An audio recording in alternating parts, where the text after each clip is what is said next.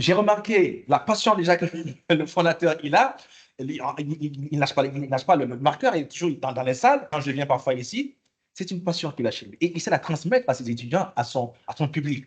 Et c'est d'ailleurs l'une des raisons pour lesquelles on continue de travailler, même si j'ai quitté Dakar maintenant et que je réside ailleurs. Donc, voilà un peu ce que je pouvais dire par rapport à l'évolution de l'IA depuis ses débuts, ses balbutiements, les enjeux, les perspectives. Et j'espère vraiment que cette brève introduction, c'est cette brève prise de parole, si je puis dire, vous aura titillé, hein, aura suscité en vous l'envie de découvrir ce que c'est que l'IA. Je vous remercie. En attendant les questions.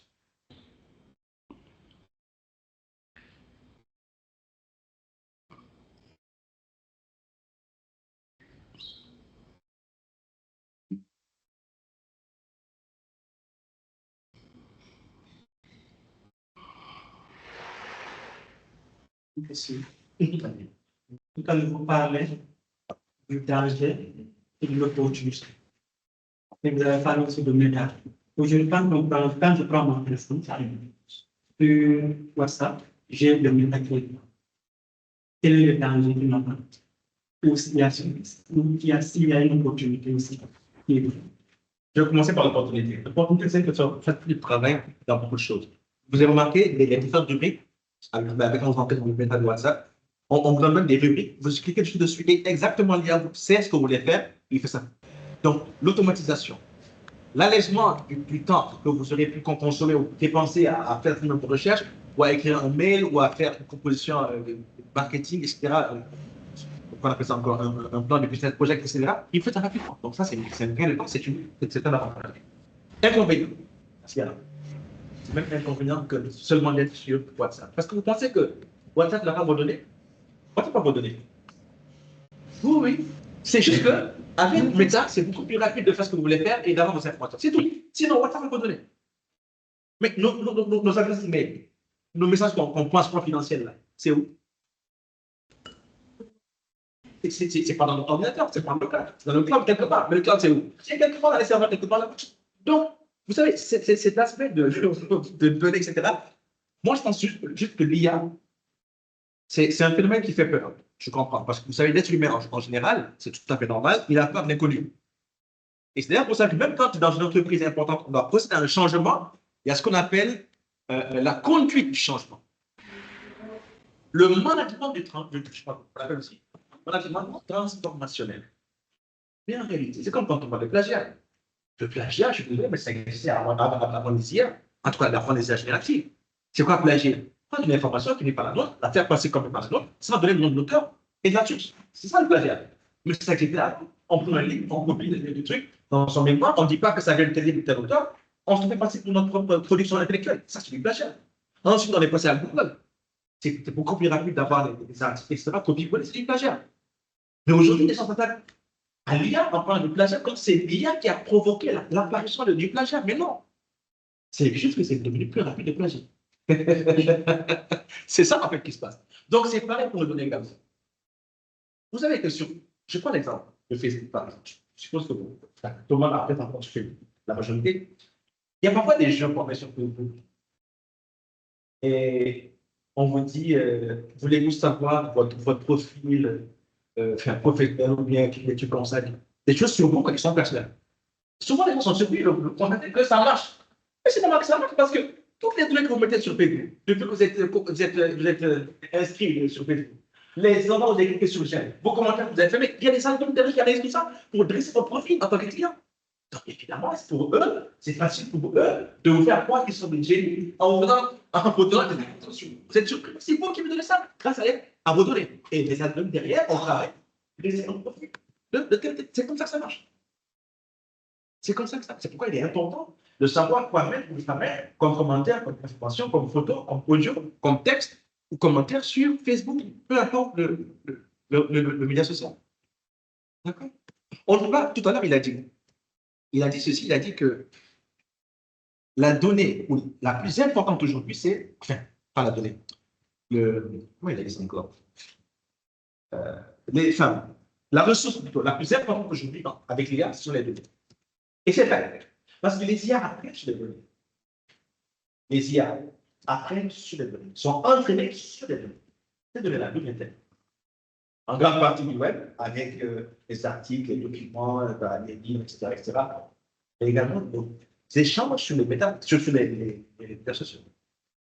Quand on parle de manipulation de masse grâce à des algorithmes IA qui sont insérés dans la médias sociaux, vous pensez que c'est de la blague? C'est du rien. Avec l'identité, aujourd'hui, on peut faire croire, monsieur, comment vous l'appelez? Monsieur Gall, on peut prendre ce cas-là qui n'a jamais été en Chine. Voilà. Le balancer dans une ville de Chine, le faire se parler de marcher avec les proches, communiquer même avec des gens qui n'ont jamais rencontré de sa vie. Et on le fait avec les algorithmes. Donc, aujourd'hui, les données sont extrêmement. En fait, si vous voulez, c'est plus que l'or du ciel. Parce que grâce aux données, on peut nourrir les algorithmes, on peut les entraîner. Mais il y a aussi des dangers. Parce qu'on peut donner délibérément des données. On peut soumettre délibérément des données biaisées ou erronées à des IA pour les entraîner sur des prospects et les pousser à donner des réponses totalement erronées. Pendant que je parle de ça, je vais également dire une chose importante, c'est qu'aujourd'hui, il est très important de faire attention au type de données, ou plutôt aux informations que l'on obtient grâce aux IA. Pourquoi? Parce que les IA hallucinent. Les IA hallucinent. Ça veut dire quoi? Ça veut dire que vous posez une question à une IA et il vous répond avec un texte bien écrit, ça bien structuré, avec peut-être 80% de vérité, ou même 85, 80 plus. Mais dans cette réponse-là, se trouve une coquille, c'est-à-dire une information capitale, mais qui est fausse. Mais c'est tellement bien structuré, tellement bien rédigé et tout, ça vous fait croire que tout ce qu'il y a à dire est vrai, alors que c'est faux. Et elle va même parfois jusqu'à vous générer un article fictif et un auteur fictif de cet article-là. Vous le saviez, ça? Les étudiants, faites attention. D'accord? Voilà, merci pour votre question.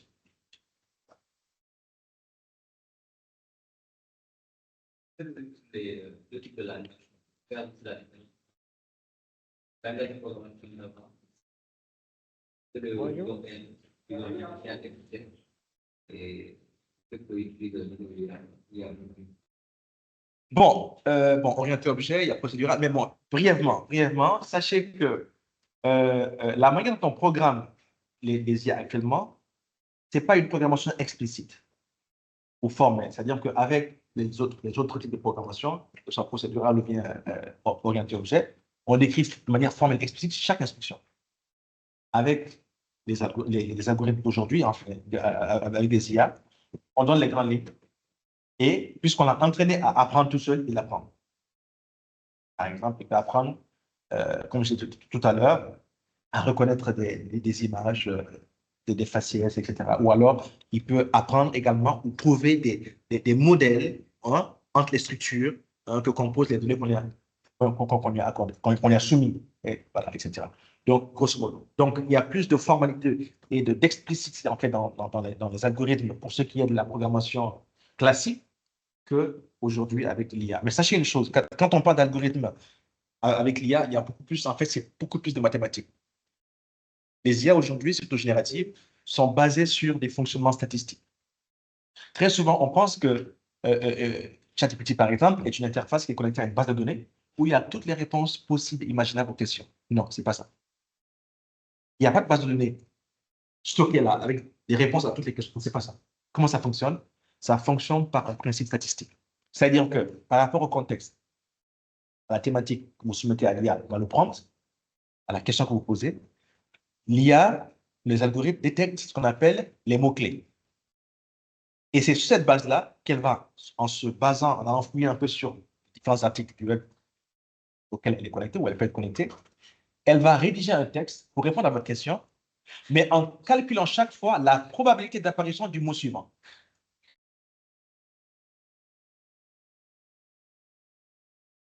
Je répète, l'algorithme calcule la probabilité d'apparition du mot suivant. C'est-à-dire qu'avec tel mot par lequel l'IA a commencé, sachant le texte, le contexte, les mots-clés, d'accord? L'IA ou l'algorithme, les algorithmes vont deviner c'est trop dire, prédire que par rapport à ça, le mot suivant doit être ça. Le mot suivant doit être ça. C'est comme ça que ça fait. D'accord? Ça paraît un peu flou, mais c'est comme ça que ça fonctionne. Donc, c'est statistique. Ça n'a rien à voir avec les programmations classiques. D'accord?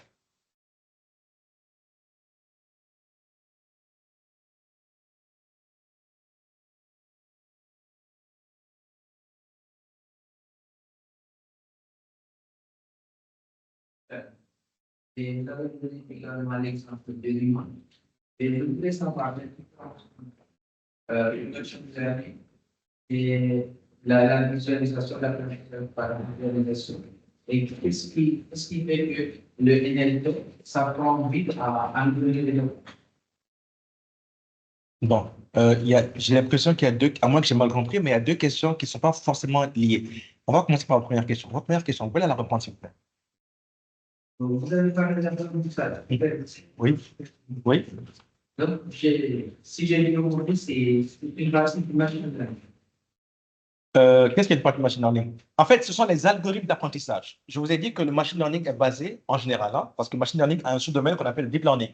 C'est basé sur trois types d'apprentissage. Parce que quand on parle de machine learning, c'est en français, on dit apprentissage automatique. Comment ils apprennent? C'est ça que j'ai dit. Il y a trois algorithmes de base. L'apprentissage supervisé, l'apprentissage non supervisé, unsupervised learning, et l'apprentissage par renforcement. Et j'ai essayé d'expliquer avec des exemples chacun des types d'apprentissage. D'accord? Donc, les trois types d'apprentissage là, en fait, sont les types d'algorithmes qui sous-tendent, si vous voulez, le machine learning. C'est bon? L'autre question, c'était? Et la détection des images, parce que vous avez donné l'exemple sur une image, il y a une connaissance à donc, je voudrais savoir comment les élèves reconnaissent cela après deux fois qu'ils reconnaissent les images de la licence précise. Mais justement, à partir de l'apprentissage supervisé. Tout à l'heure, je l'ai dit, l'apprentissage supervisé, c'est quoi? C'est un apprentissage qui est basé sur des données labellisées ou étiquetées. Alors, je prends par exemple ça. Je mets une étiquette ici, je mets bouteille. Je prends une autre bouteille d'une autre forme. Je mets aussi bouteille. Je prends une autre bouteille d'une autre couleur. Je mets aussi bouteille. Une autre taille, je mets bouteille. J'apprends mon algorithme sur la base de ces données, autrement dit, de ces étiquettes associées à des objets.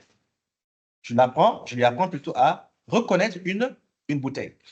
Et ensuite, qu'est-ce que je fais? Je lui soumets une bouteille qu'il n'a jamais vue de sa vie, c'est-à-dire qu'on n'a jamais soumise, et on lui demande qu'est-ce que c'est? Il répond bouteille. C'est ça l'apprentissage supervisé. D'accord? Comment vous faites la fiabilité des données? Parce que vous avez parlé des données, il y en a des données qui sont terminées. Comment alors assurer la fiabilité de ces données? Il ne faut pas erroner la vie de ces données. Bon, déjà, il faut pouvoir reconnaître une information qui est fausse. Déjà, c'est par là qu'il faut commencer. C'est justement pour ça qu'il est extrêmement dangereux d'utiliser les IA de manière aveugle. C'est-à-dire prendre les réponses qu'elles nous donnent et les considérer comme paroles des machines. Copier-coller, copier-coller. C'est très dangereux. Retenez que l'IA ou les outils d'IA sont des béquilles, des outils pour nous alléger le travail. Comme on l'a dit, hein, pour nous soulager des tâches chronophages, qui consomment du temps, répétitives et astreignantes. Mais derrière, il faudrait vérifier. C'est pourquoi il y a deux cas. Soit vous êtes un expert du domaine dans lequel vous utilisez l'IA, donc c'est très facile pour vous, en relisant, de voir ce qui est faux de ce qui est vrai. Deuxième chose, ou deuxième possibilité, vous êtes un apprenant dans le domaine, et dans lequel cas, il faudra vérifier auprès des sources sûres et fiables la fiabilité, l'authenticité, la véridicité de l'information qu'il y a vous a donnée. C'est aussi simple que ça.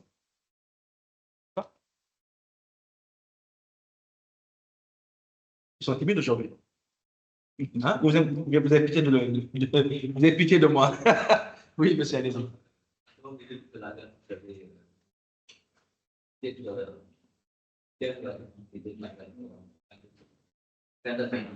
Excusez-moi, je n'ai pas entendu. Pardon. Oui. En dehors des deux types de langage, Mhm.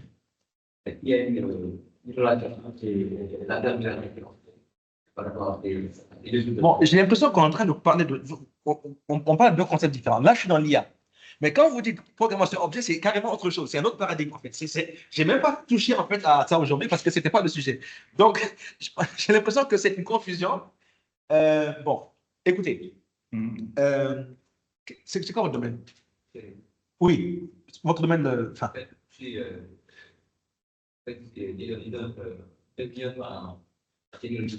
ça se voit. Tout de suite. Avec votre question, j'ai tout de suite compris que ce monsieur-là, il est dans l'ingénierie logicielle. C'est très bien. Alors, regardez. Quand on prend le cas du langage C, c'est un langage de type programmation de type procédural. On prend le cas du C++ ou du Java, c'est orienté objet. Les paradigmes sont différents.